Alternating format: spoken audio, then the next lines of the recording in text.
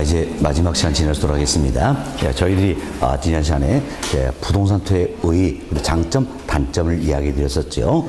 부동산 투자의 큰 장점 중에 하나가 바로 이 부분이에요. 부동산은 저당권 설정이 가능하다는 이야기예요. 이를 통해서 자금을 융통할 수 있죠. 자금을 융통한다는 것은 근본적으로 타인 자본을 활용할 수 있다는 이야기. 타인 자본을 활용해서 자기 자본 순위를 높일 수 있다면 내 입장에서는 좋잖아요.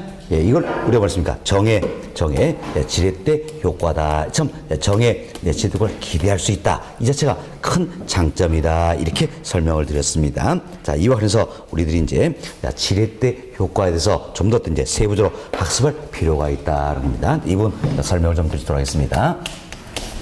자, 지렛대 효과라는 게 있어야 돼. 지렛대 효과는 다른 말로 레버리지 효과다 이렇게 표현하고, 또 손익 확대 효과다, 이렇게도 이야기하는 겁니다. 이때 자, 지렛대 효과는 이제 어떻게 나왔을 것인가, 이런 소리 해봅시다. 자, 여기에 큰 바위가 있다는 이야기예요. 바위인데 이 큰 바위를 내 힘으로 들어 올리는 게 쉽습니까, 어렵습니까? 어렵지요. 그럼 좀 더 쉽게 들어 올려보겠어요. 여기에 이렇게 막대를 넣는다는 이야기예요. 그럼 이 막대의 힘을 빌린다면 좀 더 바위를 쉽게 들어 올릴 수 있어요, 없어요? 있다라는 겁니다. 이때 우리 이 막대를 뭐랍니까? 지렛대.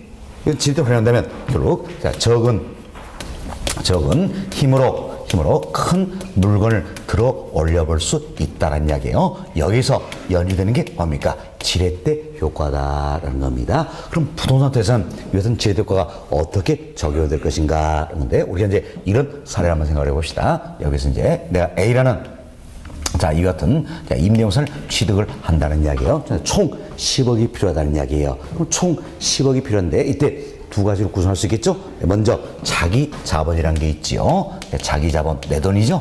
자기 자본은 흔히 우리가 지분 이렇게 표현하는 겁니다. 지분. 다음 타인 자본이 있습니다. 타인 자본.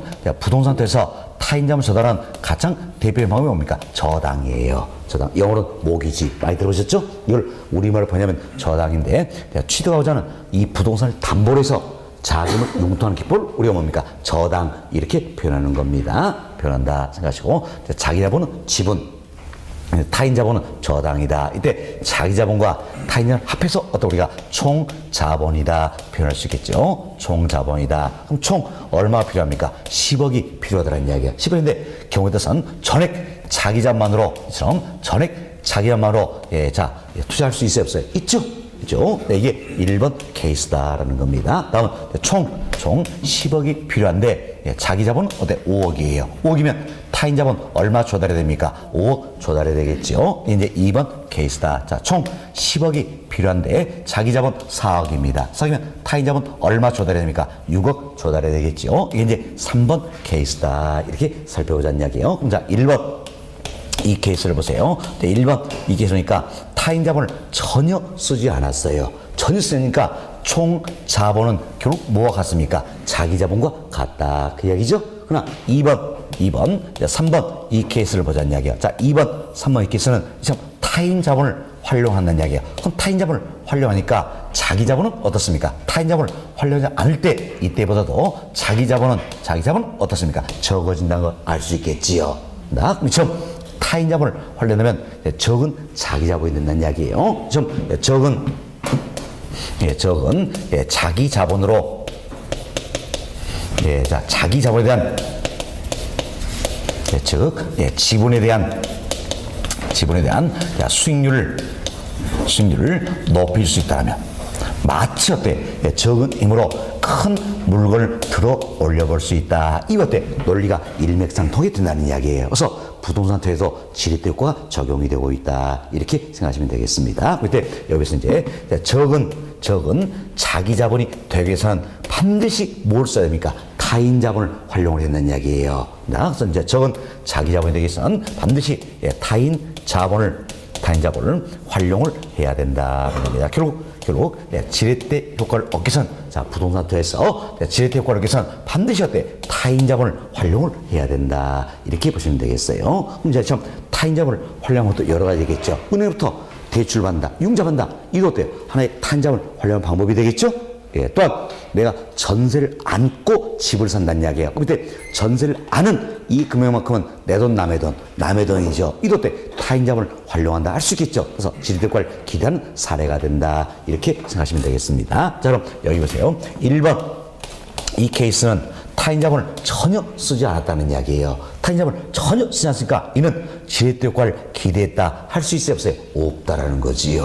이는 지렛대 효과를 기대한 사례가 아니란 이야기예요. 그러나 2번, 3번 이 케이스는 어때? 타인 자본을 활용했죠. 따라서 이는 어때? 지렛대 효과를 기대한 사례가 된다. 이렇게 보시면 되겠습니다. 참, 지렛대 효과에서는 반드시 타인 자본을 활용을 해야 된다는 겁니다. 참, 타인 자본을 활용해서 목적은 어디 있는 겁니까? 바로 자기 자본, 즉 지분에 대한 수익률을 어때? 높여보자. 여기에 목적이 있다는 이야기예요. 자, 여기 보세요. 이제 1번 이 케이스는 지렛대 효과를 기대한 사례가 아니라 그랬죠?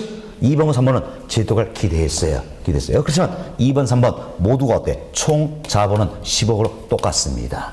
그렇죠? 10억으로 똑같다는 이야기예요. 10억으로 똑같다. 그럼 잡았어요. 이제 2번 이 케이스는 자기 자본 비율과 타인 자본 비율을 보니까 어때? 5대 5잖아요. 3번 이 케이스는 어때? 4대 6이죠?